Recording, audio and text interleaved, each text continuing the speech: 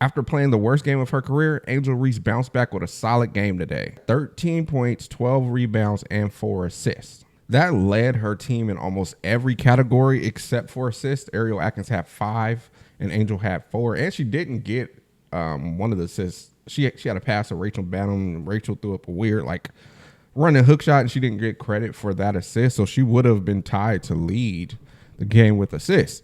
And that's big coming off your worst game. But Angel is showing me stuff that I don't know a lot of people is catching on to. She's turning into more of a Draymond, the 2016 Draymond Green type of player, which is not a problem. Draymond Green in game 7 put up 35, 12, and 11. That version of Draymond Green was the reason why the Warriors won so many championships. I could see her turning her game into that type of player because that's going to make her extremely unique, and every team will want to play her just like that. She has the skills to do it all. We've seen her do it all. We've seen her have 27-point games.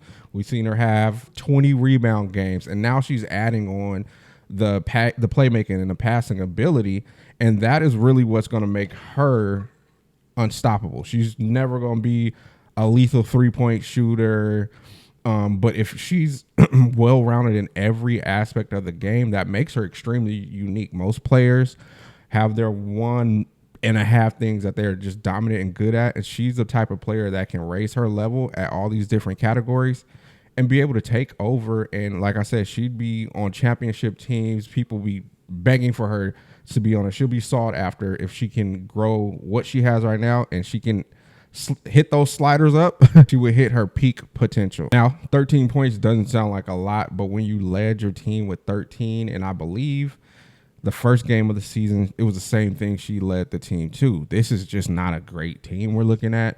And I'll be honest, I thought they put together a pretty good team, but it's really starting to look like she's going to be asked to do even more. It's like she's got to take on her responsibilities, also make up for the lack of points that Kennedy Carter put up, be the backup point guard. It looks like a lot of responsibilities is on her shoulders, but it's going to be great for her growth going forward. So I think this year, maybe next year, is going to look the same, look like this, but it's really going to grow her game. And we see a lot of stuff carrying over from Unrivaled, and it's just not her. It's funny, I'm seeing all the highlights from players. I'm like, man, this person played Unrivaled, this person, and they're all kicking butt in the league right now. And you can see Unrivaled let her know that ball handling you used to do in college and in high school, you can bring that to the pros. Some of these pros can't stop that, and Unrivaled unlocked that. And now she is bringing that into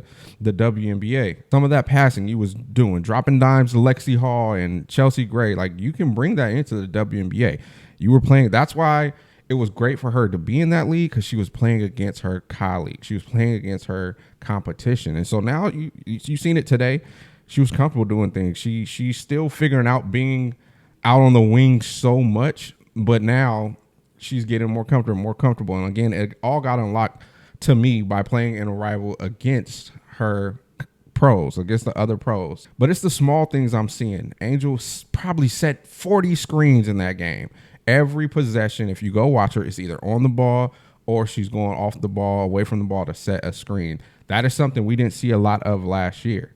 She would be in the paint, camped out, just ready for late shot clock pass or ready to get a rebound off a Kennedy Carter shot. And now she's activating. She's looking around, making the right reads. Now she's setting the screens. If she's on the weak side, you see she does what the play calls for her to do. She's not looking around lost or just sitting there waiting. No, she is getting real active. That's going to help her take her games to the next level, because now she's doing the same thing on defense. I've seen even in this game, there were some missed reads on defense, but she was so active on defense. It seemed like she was everywhere.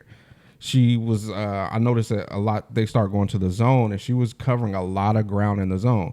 And there were times where I seen her drop back into man, and I don't think the play call was, but then she would quickly jump in the zone. That means she's reading and registering the game more. And that's just going to keep being sharp and sharp and sharp, because she's in a position where she has to lead this team. As you can see, she's leading in all the categories. She has to be the leader of this team. It's great she has the vets that she has now, but it looks like as far as production on the court, she might be the person to just have to lead this team. So I'm personally seeing a lot from her that I am liking, even in, let's take the bad game away, because she had a bad game. The body language a lot was off. She still got double-digit rebounds. She still played hard on D. The offensive game was just not there, and that's just going to happen. You're basically learning to be a backup point guard on the fly. That's not easy for anybody. So take away that game, and you really look and starting to see a lot of improvement, a lot of activity. Again, she used to kind of camp out in the paint. There was no real flow to that team's offense anyway. So she would just camp out to the paint, and that the team itself, it was coming off as like, let's just hope the best on offense. And so she would be waiting for a pass after Kennedy Carter did what she did, or like I said, following up a miss was her thing. And now she's facilitating a lot. She's setting high screens. She's trying to get the shooters open. Whatever the play calls for her to do, she is doing that. And like I said, I'm starting to see her read and react, and her doing things with a good flow on the court. And that's just showing growth and being comfortable.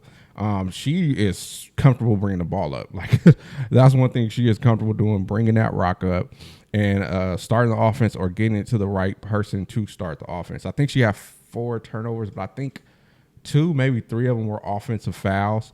So I think that's right. I do remember 2 regular turnovers and 2 offensive fouls. So that was a 4 turnovers, and again, that's fine. You're learning to be a backup point guard. Well, more than a backup point guard, she played a lot of minutes handling the ball. So there has to be some grace given. Mariah Jefferson wasn't playing this game, and also Haley did not play this game. They were both out, and those are literally the 2 backup point guards. So the only option was Angel and Rachel Banham, and the Sparks were just too fast for Rachel to be out there going against the guards. So it came down to Angel, and again, those 4 assists, that's a big deal. It seemed like she was the only one that could get a pass off to the post. Every pick and roll, anytime the roller got open, for some reason they couldn't pass the ball. They tried, at least they were trying, but literally every time it got stolen. Whether it was who did I see do it? Kia did it. Ariel Atkins did it. Vandersloot did it a few times. Like, she was the only one I think that got a clean pass off to Camilla. And that just shows how important it is, because she gets to see over the defense. She's 6'3", 6'2". She's not 5'9". So that's going to just keep making this team better. But salute to Angel for coming in and having that mental toughness to move on from that bad game and all the hate that was online and come out and play your game. Salute to you.